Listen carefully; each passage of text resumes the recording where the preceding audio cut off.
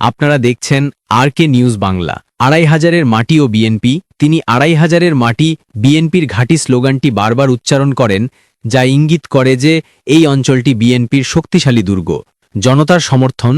তিনি জনতার কাছে প্রশ্ন করেন যে তারা ধানের শীষের প্রার্থী নিয়ে সন্তুষ্ট এবং খুশি কিনা। জনগণ হাত তুলে ও চিৎকারের মাধ্যমে তাদের পূর্ণ সমর্থন ও উচ্ছ্বাস প্রকাশ করে। তার ব্যক্তিগত প্রতিশ্রুতি। আজাদ বলেন যে তিনি ২৫০০-এর ছেলে এবং এই এলাকার মানুষই তাকে তৈরি করেছে। তিনি উল্লেখ করেন যে ২৫০০-এর মানুষ যদি তাকে না চায় তাহলে তিনি কখনো এমপি বা মন্ত্রী হতে চান না। তিনি কেবলমাত্র ২৫০০-এ জনগণ চাইলে এমপি হতে রাজি আছেন। ষড়যন্ত্রের বিরুদ্ধে হুঁশিয়ারি। আজাদ বলেন যে কোনো ষড়যন্ত্র করে লাভ হবে না এবং ২৫০০বাসী এর উপযুক্ত জবাব দেবে। বিএনপি নেতৃত্ব। তিনি শহীদ প্রেসিডেন্ট জিয়াউর রহমান, দেশনেত্রী বেগম খালেদা জিয়া এবং জননেতা তারেক রহমানের প্রতি তার আনুগত্য ও দলের নির্দেশনার গুরুত্ব তুলে ধরেন।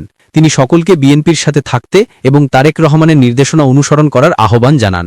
আগামীর পরিকল্পনা। তিনি ২৫০০-এর মানুষের ভালোবাসা, আন্তরিকতা ও দোয়া নিয়ে আগামীতে ২৫০০ ও বাংলাদেশের সুন্দর স্বপ্ন বাস্তবায়নের কথা বলেন।